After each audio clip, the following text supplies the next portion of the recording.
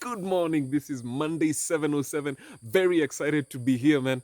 Today I've got a great message for you. This will pump up your week, but I need a favor. I need you to let me do this, okay? I need you to let me just bring it out exactly the way I feel it because this message could barely let me sleep. Now, let's go. Today I want to talk to you about the loading dose, okay? Now, I know doctors know what I mean. I was seated with a couple friend of mine, and one of them is a doctor. So she tells me that in our conversation, it wasn't really part of the discussion, but she just uses it as a euphemism. And she talks about a loading dose, okay? Now, a loading dose is what you get when you're really sick. Have you ever had those moments where you're really sick, you have a bad infection, and you go to the hospital, they give you an injection, okay? First, to stabilize you so that the fever, the chills, and all that stuff goes. And then after that, you're given tablets. So you go home and you're supposed to take tablets 2 times a day, once a day, 3 times a day, whatever it is. So the loading dose is normally heavier than what they call the maintenance dose.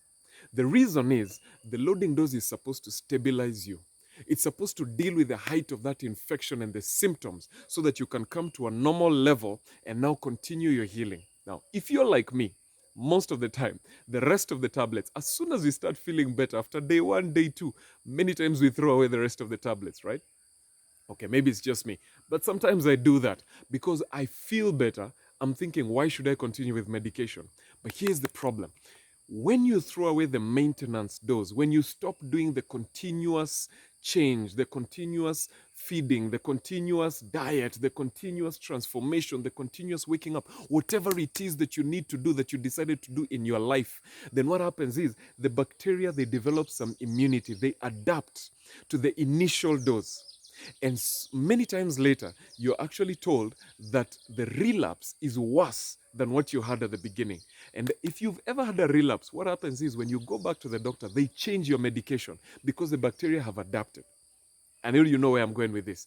I'm talking to somebody right now who made a decision. You decided about stuff that you want to do, stuff that you need to change in your life, probably because you were going through pain, probably because there was a traumatic incident in your life, probably because you were at a junction where you needed to make a decision and you did something that was good. You made a decision that was drastic, it was powerful, but you made that decision in the heat of the moment. And then after your life normalizes, after you start feeling better, you begin to relapse. And I want to challenge you today. You need to continue with the decision that you made.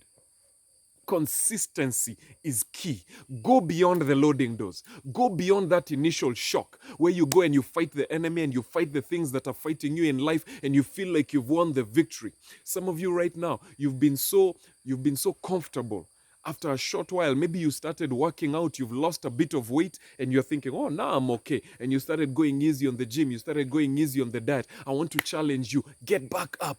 And that could go all the way even up to business. Just because you're number one doesn't mean you're going to remain number one. You know very well, many times people say that becoming number one is easier than staying number one because staying number one requires consistency. Today, I want to challenge you. I want you to become consistent. I want you to go deeper. You've been digging for water. You were thirsty, yes. You started digging for water. You hit a well. You got a bit of trickles of drops and stuff, and you started getting comfortable with that. And I want to tell you this, you are going for a borehole. Don't settle for a well.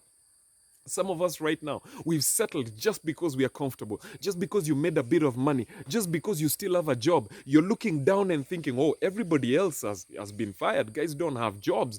Businesses have closed. Mine is still open. Stop looking down. That's what I call the skyscraper effect. When you're climbing a skyscraper, don't look down. You're going to slow your pace. When you're climbing a tall building, look up. If you're climbing a mountain, look up. Stop looking down. Stop looking where you've come from. Some of us, we are busy looking at our past and saying, look how far I've come. Look how far I've gone. Look what I've achieved. Look at everything that I've gotten around me. Stop looking behind. Forget about what you achieved. This is not the season to look back. You need to look forward. That's what beasts do. They have a short memory of their trophies. Forget about your trophies. Go deeper. I want you to go deeper. I want you to go so deep that you make your success permanent. That's the thing that iconic people do. Some of us we've been so confused and lost because of the applause.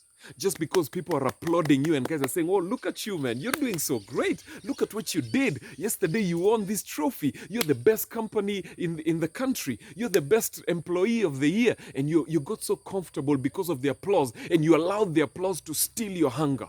Today, this Monday morning, I want to tell you, get back on your feet. Get back into the ring and fight for greatness. Just because you achieved good doesn't mean you've achieved your best. Every single day, a beast gets up and fights for the next level. You need to go deeper, because when you go deeper, you get to a level where there is a shift. You need to differentiate between movement and shift. If we're talking about money, movement is when your salary goes from 10,000 to 20,000. Shift is when you add a comma to your income.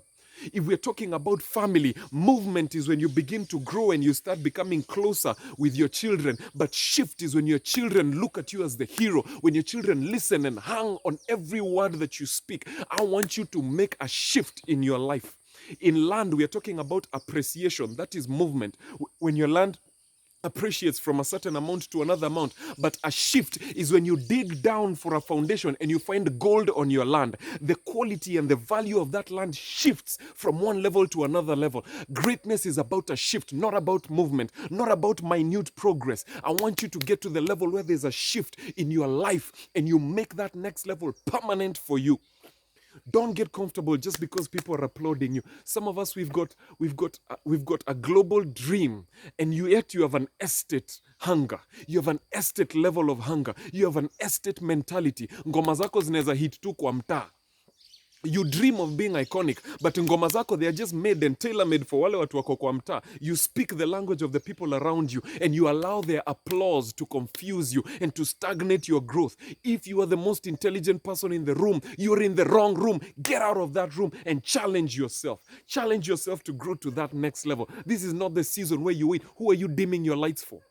Who are you dimming your lights for? I have a question for you. Who told you that we want a dumber version of you? Who told you that you've achieved all that there is to be achieved? Who told you that you've reached the epitome of what you can become? I want you to fight for that next level. Fight for iconic. There is more after applause.